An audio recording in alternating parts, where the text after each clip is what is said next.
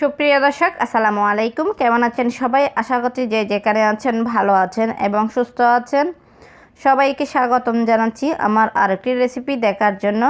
আমি আজকে আপনাদেরকে তৈরি করে দেখাবো মশালা ভেন্ডি। এই ভেন্ডিটা খেতে কিন্তু অনেক টেস্টি। এই মশালা ভেন্ডিটা তৈরি করা কিন্তু একদম সহজ, অল্প কিছু উপকরণ দিয়ে কিন্তু তৈরি করে নেওয়া যায়। তাহলে চলুন শুরু করা যাক। দেখেন আমি এখানে ভেন্ডিটা একটু লম্বা লম্বা করে কেটে নিয়েছি। দেখেন আমি মাঝখান থেকে একটু ছেড়ে দিচ্ছি।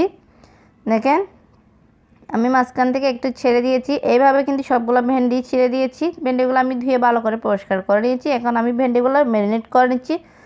তার জন্য আমি এখানে 1 টিস্পুন হলুদের গুঁড়া, স্বাদ অনুযায়ী লবণ, দুটোটা একসঙ্গে ভালো করে একটু মিক্স করে নিচ্ছি। আর 1 টেবিল চামচ কিন্তু লেবুর রস দিয়ে দিয়েছি। দেওয়ার পরে আমি দুটোটা ভালো করে একটু মিক্স করে নিচ্ছি। দেখেন মিক্স করা হয়ে গেছে, এটা আমি এক পাশে রেখে দিচ্ছি।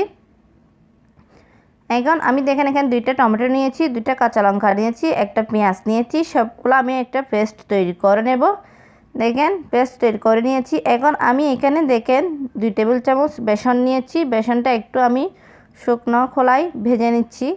বেসনটা কিন্তু ভাজা হয়ে গেলে একটা ফ্লেভার বের হয়, তখন বুঝে নিতে হবে এটা ভাজা হয়ে গেছে। আমি এটা এক পাশে রেখে দিচ্ছি। আমি এখানে দেখেন 4 টেবিল চামচের মতো সরিষার তেল নিয়েছি। আমি এখানে হাফ টিস্পুনের মতো লবণ দিয়ে দিয়েছি। দুটোটা একসঙ্গে ভালো করে একটু মিক্স করে নিয়েছি। দেখেন অয়েলটাও কিন্তু গরম হয়ে গেছে। আমি এখন ভেন্ডিগুলো ভেজে নিচ্ছি। এই মশালা ভেন্ডির মধ্যে কিন্তু সরিষার তেল দিয়ে রান্না করতে হয়, তাহলে খেতে কিন্তু অনেক টেস্টি হয়। দেখেন আমি সময় নিয়ে একটু ভেজে নিচ্ছি। আশা করছি আজকের রেসিপিটা আপনাদের কাছে ভালো লাগবে। ভালো লাগলে লাইক, কমেন্ট এবং বেশি বেশি করে শেয়ার করবেন। দেখেন ভেন্ডিটা ভাজা হয়ে গেছে, আমি এখন উঠিয়ে রেখে দিয়েছি। আমি এখানে হাফ টিস্পুনের মতো জিরা দিয়ে দিয়েছি। দেখেন আমি এখানে 1 কাপ পেঁয়াজ কুচি দিয়ে দিচ্ছি। পেঁয়াজটা আমি ভালো করে একটু ভেজে নিচ্ছি। পেঁয়াজটা ভাজা হতে হতে আমি একটা মশলা তৈরি করে নিচ্ছি। দেখেন আমি এখানে টমেটোর পেস্ট করে নিয়েছি, কাঁচামরিচ, আদা এবং টমেটো তিনটা একসঙ্গে পেস্ট করে নিয়েছি। দেখেন বেসনের মধ্যে আমি এখানে 1 টেবিল চামচ ধনিয়া গুঁড়া দিয়ে দিচ্ছি, 1 টিস্পুন হলুদের গুঁড়া দিয়ে দিচ্ছি, 1 টিস্পুন শুকনো লঙ্কার গুঁড়া দিয়ে দিচ্ছি। দেখেন আমি এখানে 1 টিস্পুন জিরার গুঁড়াও দিয়ে দিয়েছি। দেখেন সবগুলো এখন মশলা মিক্স করে নিচ্ছি। দেখেন পেঁয়াজটাও ভাজা হয়ে গেছে। আমি এখন সেই মশলাটা এখানে ঢেলে দিচ্ছি। এটাই হচ্ছে, দেখেন মশলাটা ঢেলে দিয়েছি। এখন নেড়ে ছেড়ে ভালো করে একটু মিক্স করে নিচ্ছি। দেখেন আমি এখানে অল্প করে পানি দিয়ে দিচ্ছি মশলাটা কষানোর জন্য। দেখেন দেওয়ার পরে আবার একটু ভালো করে মিক্স করে নিচ্ছি।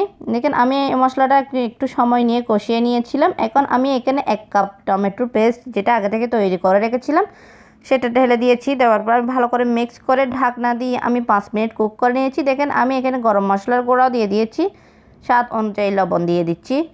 দেখেন দেওয়ার পরে আবার একটু ভালো করে কষিয়ে নিচ্ছি। আমি কিন্তু এটা 10 মিনিট ধরে কষিয়ে নিয়েছি। এখন আমি এখানে 1 কাপ টক দই দিয়ে দিচ্ছি। টক দইটা আমি ভালো করে মিক্স করে নিয়েছি। দেখেন আবারও ভালো করে একটু কষিয়ে নিয়েছি। এখন আমি ভেন্ডিটা, যে ভেন্ডি আগে থেকে ভেজে রেখেছিলাম সেটা দিয়ে দিয়েছি। দেওয়ার পরে ভালো করে একটু মিক্স করে নিচ্ছি। আশা করছি আজকের রেসিপিটা আপনাদের কাছে ভালো লাগবে। ভালো লাগলে প্লিজ আমার চ্যানেলটা সাবস্ক্রাইব করে পাশে থাকার বেল আইকনটি প্রেস করে রাখবেন, আমাকে সাপোর্ট করবেন। দেখেন ভেন্ডিটা দেওয়ার পরে আমি 5 মিনিট কুক করে নিয়েছিলাম। দেখেন এই ভেন্ডি মশলা কারিটা হয়ে গেছে। এটা খেতে কিন্তু অনেক টেস্টি। আপনারা যদি বাসায় ট্রাই না করেন তাহলে বুঝতে পারবেন না এই ভেন্ডি মশলাটা খেতে কতটা টেস্টি। দেখেন দেখতে কত লোভনীয় হয়েছে। তৈরি করা কিন্তু একদম সহজ, অল্প কিছু উপকরণ দিয়ে কিন্তু খুবই অল্প সময়ে কিন্তু তৈরি করে নেওয়া যায়। যারা ভেন্ডি খেতে পছন্দ করেন না তারা কিন্তু এইভাবে ভেন্ডি মশলা কারিটা একবার রান্না করে খেয়ে দেখবেন বারবার খেতে ইচ্ছে করবে। আর আজকের রেসিপিটা আপনাদের কাছে কেমন লেগেছে অবশ্যই কমেন্ট করে জানাবেন।